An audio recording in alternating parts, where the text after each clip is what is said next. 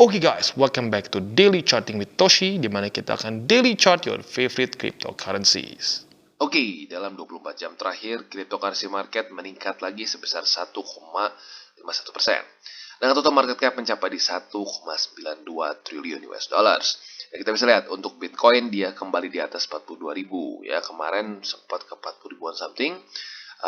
Retest di EMA 50 dan kembali lagi naik ke atas ya. Dan kemarin sempat sampai 43.300-an tertingginya ya. That's good. Dan itu dalam 24 jam terakhir ini merupakan peningkatan sebesar 1,1%. Untuk Ethereum kita bisa lihat dia kemarin sempat di atas 3.000 tetapi kembali turun lagi ya, dan itu merupakan peningkatan sebesar 0,37%. Lalu BNB berhasil tembus di atas 400 US dollars ya. Peningkatan tipis itu sebesar 0,63. XRP dia terkoreksi sebesar 1,95%. Luna masih juga terkoreksi sebesar 1,09. Cardano ini yang bagus ya. Cardano semakin mendekati 1 US dollars dengan peningkatan sebesar 5,7% dalam 24 jam terakhir ya. Nah, untuk Bitcoin kita bisa lihat secara close bagus ya. Close daily-nya itu di 42.380. Artinya apa? Technically speaking dia membuat higher high di sini ya. Target kita kemarin dia close di daerah 42.200-an. Atau di atas itu lebih tepatnya ya. Dan ternyata berhasil dilakukan oleh Bitcoin ya. That's good. Nah, PR selanjutnya apa? PR selanjutnya adalah mulai retest lagi daerah 45.000 ya. Karena sudah 3 kali ditest sebelumnya ya. Dan belum berhasil. Jadi ini bisa dibilang PR terbesar dari Bitcoin ya. Nah, untuk koreksinya ada kemungkinan bisa koreksi sampai ke MA20 di 4 hourly chart di sini ya, sudah semakin dekat di sini. Nah, semoga saja 20 ini bisa cukup kuat seperti di sini dan memantulkan Bitcoin untuk retest daerah 44.467 atau kalau mau dibuletin ya 45.000 lah biar lebih gampangnya di daerah sini. Jadi kurang lebih seperti itu. Untuk detailnya nanti kita akan bahas di belakang. Sekarang kita akan masuk dulu ke newsnya.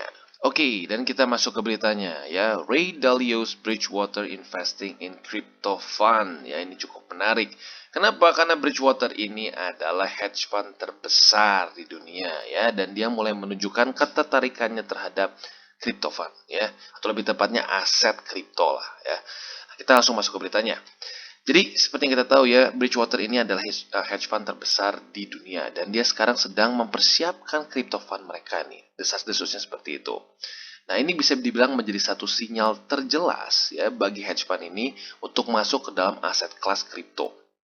Dan kita tahu bahwa assets under management dari dari Bridgewater ini sebesar 150 miliar US dollars. Maka dari itu terbesar di dunia ya. Dan selain dari itu juga Ray Dalio sudah mengannounce pada Mei lalu dia memiliki personal investment juga di Bitcoin ya. Nah, buat kalian yang nggak tahu siapa Ray Dalio ini adalah seorang hedge fund manager ya, salah satu yang paling sukses dan terbesar di dunia juga ya. Di mana Bridgewater ini sudah berdiri dari sejak 1975 dia dirikan ya. Nah, dia sekarang udah umur 72 dan bukunya luar biasa ya. Buat lu yang belum pernah baca boleh pertimbangkan, ada The Principles ini bagus, dan yang paling baru keluar ini The Principles of the Changing World Order ini juga bagus banget ya. Kalau lu nggak kuat baca bukunya boleh lihat YouTube dia ngejelasin selama 30 menit mengenai sejarah dari ya dunia gitu ya, si world power yang terus berubah ya. Nah, kita lanjut lagi. Jadi kita bisa lihat juga bahwa tetapi ya dari mereka seperti biasa. Ya bisa dibilang hedge fund ini seperti harus kayak apa ya, bermainnya seperti politician juga ya. Dia masih bilang dia belum ada rencana untuk invest di kripto ya. Mereka masih terus research tapi belum ada rencana. Ya seperti biasa lah, kayak zaman dulu juga cukup banyak perusahaan-perusahaan yang bilang, oh enggak, kita nggak akan menerima pembayaran kripto dan lain-lain. Tiba-tiba berapa bulan kemudian mereka menerima ya. Ya jadi seperti itulah. Ini technically speaking masih desas-desus. Tapi dari stand-nya Ray Dalio di tahun lalu yang mengatakan bahwa dia mulai punya investment dalam Bitcoin dan lain-lain, ini menunjukkan kemungkinan besar ini akan terjadi ya. Nah, desas-desusnya ini bisa terjadi di pertengahan tahun 2022. Ya, tinggal kita lihat saja. Semoga saja ini bisa secepat mungkin terjadi sehingga ya adopsi semakin besar lagi ya.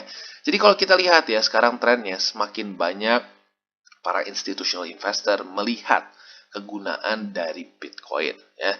Nah, banyak yang nggak tahu sebenarnya Ini cukup teknis ya, tapi intinya adalah makin banyak institutional investor yang melihat bahwa dengan memasukkan Bitcoin dengan jumlah yang nggak terlalu besar ya, 2%, 5%, itu bisa meningkatkan sharp ratio dari semua portofolio mereka. Gitu. Jadi intinya apa? Mereka punya gains yang tinggi, ya gains yang lebih tinggi, tetapi dengan risk adjusted position yang nggak meningkat terlalu parah gitu, si resikonya nggak terlalu ekstrim naik. Bahkan yang anehnya, volatility-nya malah berkurang dengan dimasukin Bitcoin ya. Ya jadi ya itu mungkin harus dibikin satu video lagi lah terpisah gitu ya. Tapi ya intinya kalau kita lihat semakin ini ya, semakin terlihat jelas para investor-investor institusional yang besar melihat kegunaannya invest dalam Bitcoin dan cryptocurrency in general. Oke, dan kita masuk ke berita kedua, yaitu adalah Honduras yang semakin kental sinyalnya untuk melegalkan, atau bahkan bukan hanya melegalkan, tapi membuat Bitcoin sebagai legal tender. Gak mau kalah sama El Salvador. Kita bahas beritanya ya. Jadi ini rumornya pertama kali diapungkan ya, oleh Max Keiser, yaitu adalah seorang Bitcoin bull cukup terkenal ya. Dia mengatakan, dia tweet ya lebih tepatnya, dia tweet dengan caption "It's happening" dengan foto juga bendera Honduras gitu. Nah, kalau kita lihat apa sih alasannya Bitcoin ini sekarang dilihat sebagai satu escape dari dolar gitu. Nah, yang pertama adalah backgroundnya, ini Amerika Latin ya. Negara-negara di Amerika Latin banyak sekali yang menggunakan dolar sebagai currency kedua mereka. Karena currency pertama mereka hancur, ya mereka secara ekonomi ya berantakan lah gitu misalnya. Maka mereka menggunakan currency yang lebih kuat. Nah, tapi permasalahannya dengan QE yang luar biasa besar kemarin atau quantitative easing ya, itu membuat dolar daya beli jadi berkurang. Nah, permasalahannya bagi negara-negara di Amerika Latin, mereka ini nggak dapat stimulus, mereka hanya dapat inflasinya saja. Sementara kalau warga di Amerika Serikat, minimal mereka dapat stimulus dan mereka bisa berbelanja atau invest gitu kesannya. Nah, kalau di Amerika Latin, mereka hanya dapat inflasinya aja. Nah, maka dari itu mereka banyak yang mulai melirik Bitcoin sebagai legal tender lagi. Ya. Dan selain itu juga secara sejarah fiat currency ya semuanya ujung-ujungnya ke nol secara sejarah ya. Contohnya denarius ya.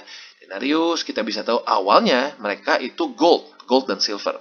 Tapi lama-lama goldnya dicampur sedikit dengan metal lain. Di apa namanya ya, disebutnya di dilute ya, di dilute dan akhirnya mulai berubah jadi copper dan ujung-ujungnya it's just fully fiat. Itu dimana pemerintahan Roma hanya nge-stamp aja harganya berapa. Dan lama-lama apa yang terjadi? Yang terjadi mereka bisa mendevalue si currency mereka dengan ngeprint banyak duit. Lagi-lagi seperti sekarang. Gitu. Jadi ngeprint duit itu udah dari zaman dulu, zaman bangsa Roma bahkan. Ya. Dan terus terjadi lagi, Weimar Republic, Reichsmark hancur, hiperinflasi, Venezuela, dan lain-lain. Ya, itu semua menunjukkan bahwa secara sejarah sebenarnya fiat ini satu eksperimen yang selalu ke zero ujung-ujungnya. Nah, jadi maka dari itu cukup banyak orang yang tertarik untuk mulai masuk ke Bitcoin, bukan karena mengharapkan Bitcoin naik ya, spekulatif, tetapi melihat dari dasarnya bahwa Bitcoin ini adalah hard money. Supply-nya jelas hanya ada berapa, dan issuance-nya pun jelas ada berapa per tahunnya. Ya. Jadi kurang lebih seperti itu berita dari Honduras. Dan mungkin satu lagi mengenai gimana nih kemungkinan si price-nya bisa react ya. Ada kemungkinan bisa drop. Karena terakhir kali El Salvador ya membuat Bitcoin sebagai legal tender September lalu 2021, BTC malah swing downside sampai 20%, mencapai di daerah 42.800-an, dekat-dekat daerah sekarang ya. Jadi ya kurang lebih seperti itu, kalian harus selalu siap dengan semua resikonya. Tapi yang penting apa, selama kalian lebih ke averaging dan ya dengan uang dingin, ya aman-aman saja ya. Jadi kurang lebih seperti itu berita dari Honduras. Oke, dan kita kembali ke Bitcoin. Secara daily close, oke ya, walaupun weeknya sedikit bikin deg-degan, tapi oke. Jadi technically speaking, dia masih membuat higher high di sini ya. Dia close daily di 42.380. Sementara di sini sebelumnya itu 42.200-an sekitar daerah situ ya. So, that's good ya. Nah, tetapi PR terbesar dari Bitcoin menurut gua adalah di 4 hourly-nya. Apakah Bitcoin bisa mantul di daerah MA20 atau tidak ya? Nah, jadi buat kalian yang ingin averaging, tentunya ini masuknya lebih ke agresif ya. Boleh pertimbangkan di MA20 di 4 hourly chart ya, yaitu di 41.770-an ya, atau kalau mau biar gampang 41.800 lah ya. Jadi itu untuk yang agresif. Nah, buat yang lebih konservatif, kalian bisa tetap sabar menunggu antara MA50 atau 20. Nah, mungkin beberapa dari kalian bingung, loh, Bang ini kenapa ya? Ini kan harga naik, tapi kok MA20-nya turun? Nah, itu kenapa terjadi? Karena cara kerja moving average. Jadi moving average 20 ini kan ya. Berarti 20 candle ke belakang rata-ratanya diambil. Tuh. Seperti ini misalkan 1, 2, 3, 4, 5, 6 terus sampai 20 ke belakang. Kalau kita lihat sekarang candle-candle besar yang hijau ini mulai tidak dihitung. Gitu. Kenapa? Karena udah lewat. Nah, maka dari itu sekarang banyaknya candle merah. Maka MA20-nya ngedrop dengan signifikan. Gitu. Jadi ya memang gitu cara kerjanya. Ya. So, sekarang kalau buat kalian yang konservatif bisa tetap menunggu di MA50 di daily, yaitu di daerah 40.700. Gitu ya. Jadi gue ulangi, untuk yang lebih konservatif bisa nunggu di MA50 di 40.700.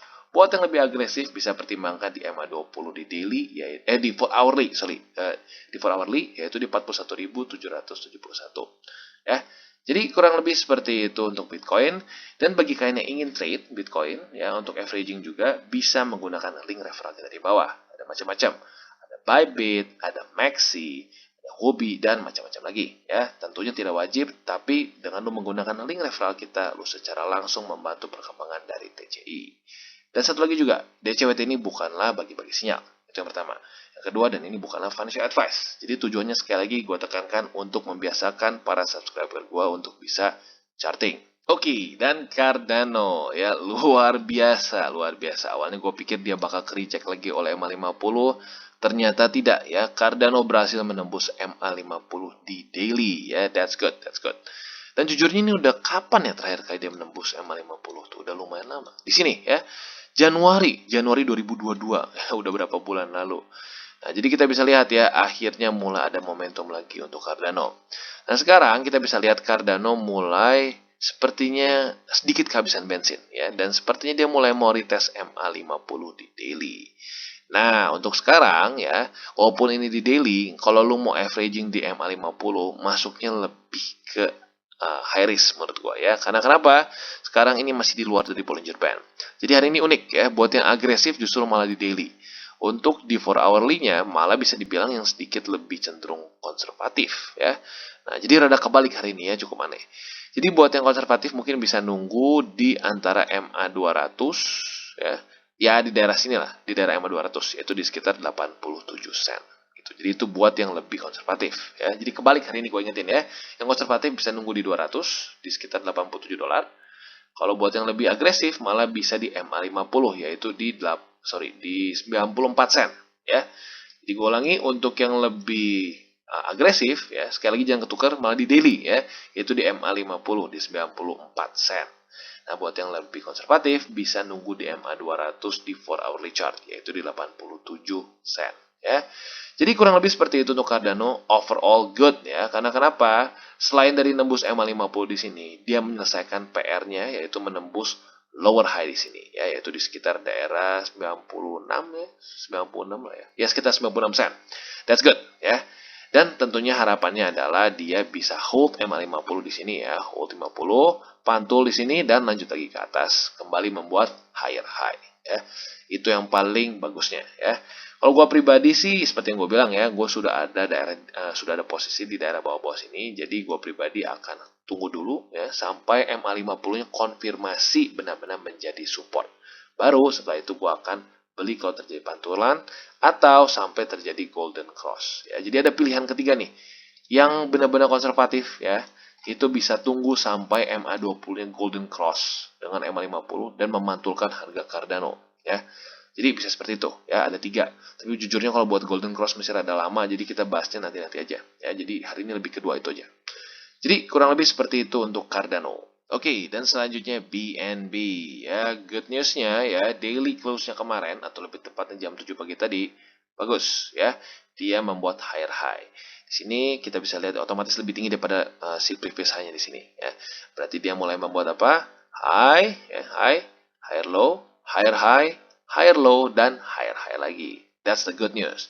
Tapi bad newsnya apa? Kita bisa lihat dia kemarin dengan sangat jelas ke-reject oleh daerah 410 dolar. Kita lihat posisi tertingginya pas di 410 lebih 2 sen. Jadi literally pas banget di bawah dari sini sedikit ya. Jadi ini satu resisten yang harus kita taklukkan tentunya ya. Jadi semoga saja BNB dalam beberapa hari ke depan bisa menemukan momentum yang cukup untuk bisa menembus daerah 410 ya. Jadi PR untuk BNB gue ulangi adalah menembus daerah 410 ya.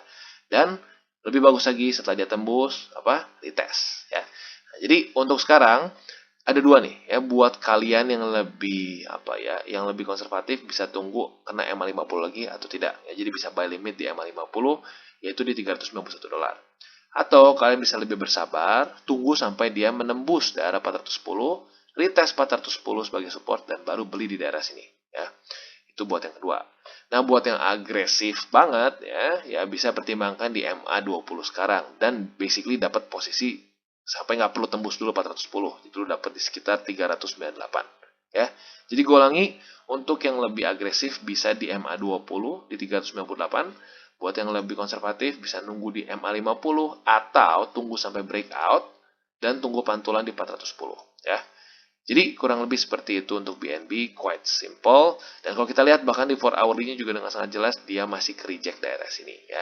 Semoga saja dengan pantulan 20 cukup kuat untuk bisa menembus $410. Oke, dan sekarang kita masuk ke Luna. Untuk Luna kita bisa lihat dia belum retest ya. Jadi kalau gue pribadi sih buy limit masih bersabar menunggu di daerah $91 lebih 62 sen ya.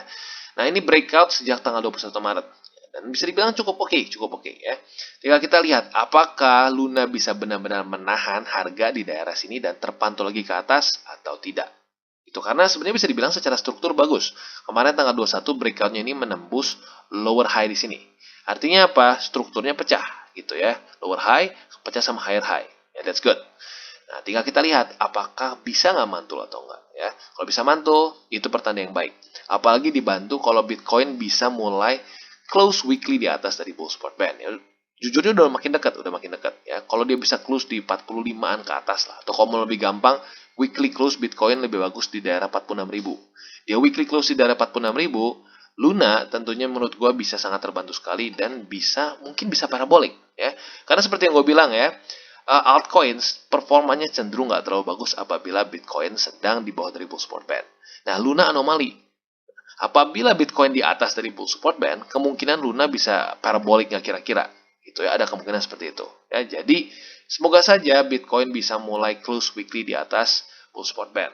Maka dari itu menurut gua Luna bisa menemukan new all time high. Apabila Bitcoin ya, sekali lagi kalau Bitcoin bisa close weekly di atas dari bull support band ya. Jadi untuk Luna gua pribadi buy limit masih sama ya di daerah $91 lebih 62 sen. Jadi kurang lebih seperti itu untuk Luna. Oke, dan selanjutnya kita akan membahas mengenai AVAX ya.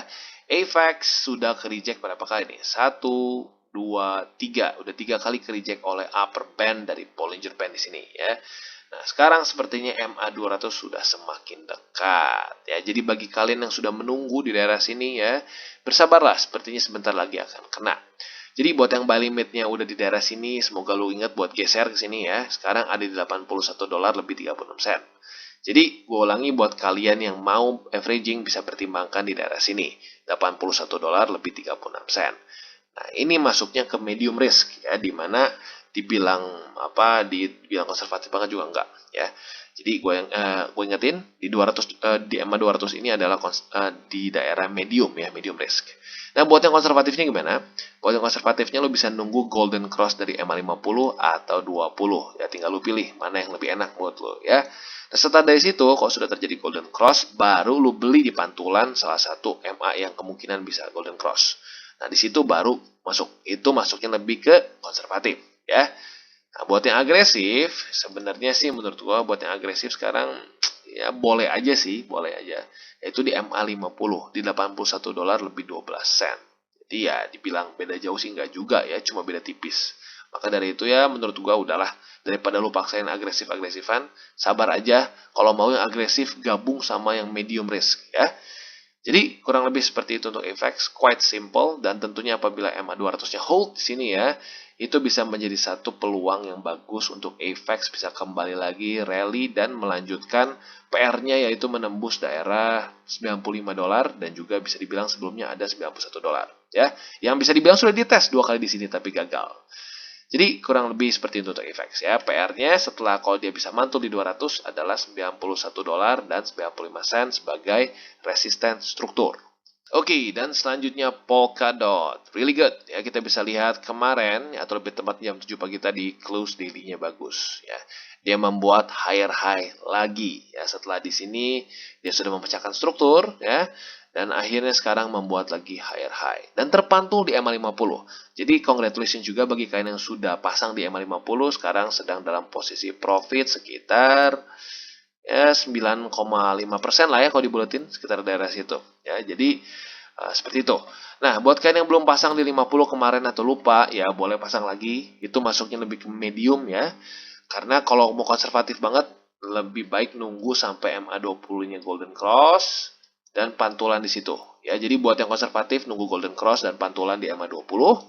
Buat yang medium bisa tunggu di daerah MA50 yaitu sekarang di harganya $18 lebih 56 sen ya. Jadi buat medium di situ, konservatif tunggu MA20-nya Golden Cross dan pantulan di situ. Nah, untuk yang lebih agresif bisa pertimbangkan di MA20 di 4 hourly chart seperti biasa ya. Dan itu ada di $19 lebih 27 sen. Tapi please untuk yang 4 hourly lo harus buka lebih sering karena otomatis candle-nya akan lebih cepat tutupnya dan EMA-nya akan lebih cepat naik juga ya. Jadi kurang lebih seperti itu untuk Polkadot, cukup simpel ya. Dan overall secara struktur bagus ya, Polkadot mulai memecahkan struktur-struktur dia. Dan PR dia mungkin selanjutnya adalah daily close-nya lebih tinggi lagi lah ya. Karena kenapa di sini strukturnya technically speaking sih deket-deket ya. Tapi masih ada kemungkinan bisa ketahan oleh daerah sini. Jadi PR-nya gue tambahin di sini deh ya. Daily close di atas dari sekitar dari $20 lebih 22 sen ya. Nah, semoga saja sudah seperti itu dan bisa retest lagi sebagai support. Ya seperti biasa, membuat higher high dan higher low ya. Jadi kurang lebih seperti itu untuk Polkadot. Oke, dan selanjutnya XRP. Nah, seperti yang kita bahas kemarin ya, XRP ini sedang bertubi-tubi ada resisten ya. Jadi kita bisa lihat di sini dekat-dekat ya daerah 82, 85, 87. Karena kita bisa lihat lower high-nya tipis-tipis di sini. Jadi ini udah kayak apa ya? Udah kayak lagu yang zaman dulu itu siapa ya? Ada bukan boy band, apa itu ya? Kayak band gitulah, bertubi-tubi gitu ya. Nah, jadi kita bisa lihat sekarang lagi nyangkut di antara 82 dengan 85 sen. Ya, jadi pingpong lagi ya. Ini kayaknya XRP ini para tradernya suka main pingpong ya. Jadi ya kita lihat nih siapa yang menang ya. Karena kalau kita lihat di sini dia sepertinya sedikit sudah retest sebagai support. Nah, semoga saja ya ini bisa terus bertahan sebagai support. Kalau sudah seperti itu ya udah tinggal kita lihat siapa yang menang ya. Untuk sekarang kemarin yang menang itu 85 sen ya. Dia retest, gagal turun, akhirnya sekarang retest lagi daerah support di bawah sini ya. Jadi tinggal kita lihat dan buat untuk averaging bisa aja kalian pertimbangkan di daerah sini ya, di daerah 82 sen. Tapi gue saranin jangan terlalu besar juga ya, karena baik lagi sekarang volumenya dari XRP masih nggak terlalu bagus. Jadi kalau mau averaging boleh di daerah 82 sen, tapi jangan full peluru lah gitu pesannya. Boleh setengah, boleh 3/4, tinggal lu tentuin sendiri ya. Nah, apabila dia berhasil mantul ke sini, ya, dia mulai membuat apa?